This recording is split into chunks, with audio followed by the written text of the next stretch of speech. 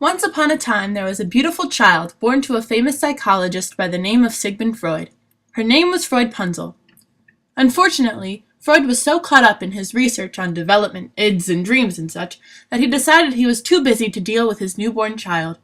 So he sent the baby to a tower where she remained trapped to learn the ways of the world on her own. As Freud-Punzel grew, she encountered many of the same developmental milestones present in most children's lives. She didn't demonstrate conservation until age 7. This one has more. But demonstrated animism. Clouds look sad today. And egocentrism. Everybody lives in a tower. As she grew older, the severe isolation started manifesting itself in maladaptive behaviors.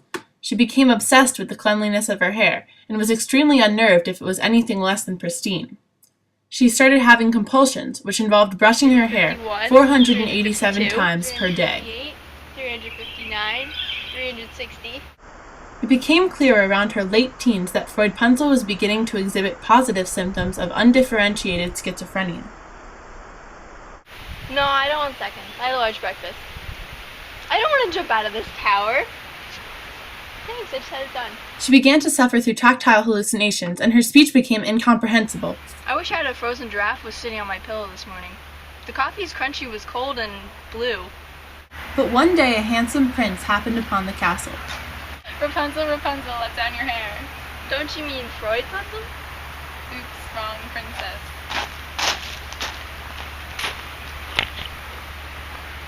After the extreme of her manic excitement, Freud-Punzel then slipped into a deep state of depression. 2 weeks later, another handsome prince stopped by the tower. Hello, who lives up there? I am Freud-Punzel, and you must save me, chocolate rainbow smiles. You're hilarious and gorgeous. Come down from that tower so we can live happily ever after. I'm sorry, I can't. I'm just too high up, and the birds won't let me. You sound a little insane. I'm going to get one of the most renowned psychologists of all time to help you. Who is it? What's his name? Oh, you don't know him, but wait a couple days and I'll be back. However, Freud-Punzel did know him, though she wouldn't find out until 3 days later when the prince arrived back at the tower with Sigmund Freud, who did not recognize the structure due to a random bout of amnesia. The two men attempted to converse with Freud-Punzel, but she had fallen into a deep narcoleptic slumber as soon as they had arrived. Freud and the prince began to become upset, because even with all of his wisdom, Freud had forgotten to build a door in the tower. He and the prince struggled over how to reach Freud-Punzel, until Freud-Punzel awoke from her slumber and had a moment of insight. Aha!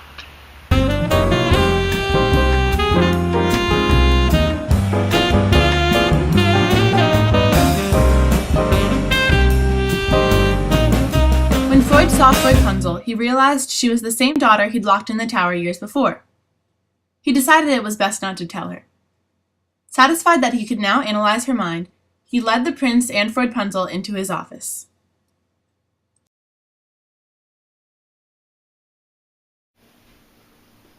Welcome to my couch. If you don't mind, I'd like to take some time to examine your subconscious. It's all part of my new approach to psychology I like to call the psychoanalysis. I'm thinking of dropping the though. Okay. Let's start with some free association. I'm going to say a list of words, and you say the first thing that comes to your mind when I say each one. I'll try. Sky. Sunshine. Bird. Friend. Tower. Lonely. Childhood.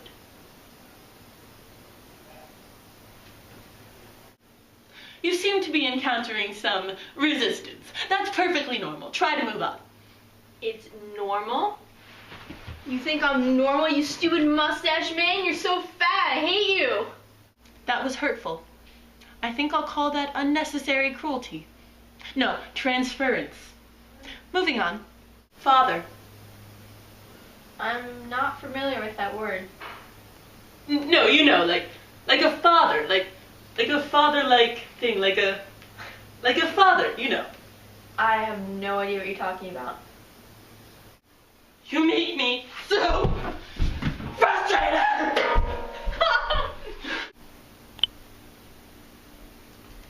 Think I'm gonna leave now. No, wait, let's examine some of your dreams. Tell me what you dreamt of last night. Alright, so I was running away from my tower, and then I realized I couldn't run very fast because I was strangling a little man. You know, he actually looked like you. That's interesting. So the manifest content in your case would be you running away from a tower and torturing a tiny man. And the latent content would be that you long to distance yourself from a neglectful childhood. And you have an incredible amount of anger towards the possible person who locked you in a tower for the first 18 years of your life, who happens to look a little bit like me. Can you tell me anything that you remember about your childhood? No. Nothing. I really can't remember anything more than a couple months back. You seem to have some repression going on here. Can you try a little bit harder to remember? Well, I'm actually pretty hungry right now because all I've eaten for the past 18 years have been the dandelion fluffs that float by my tower, so no.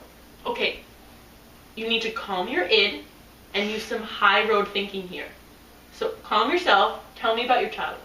Well, I think I've always struggled with my identity because I never knew my parents, and being confined in a small space of my tower without any social interaction has forced me to turn inward for emotional stimulation and caused me to release all my confused energy and maladaptive behavior with this intense anxiety.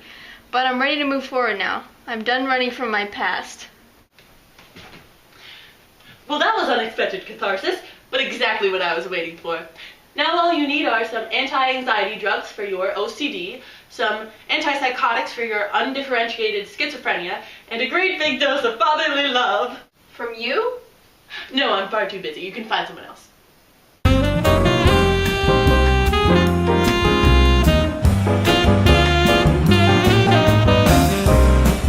Partially healed, Rapunzel left the office to pursue a new life.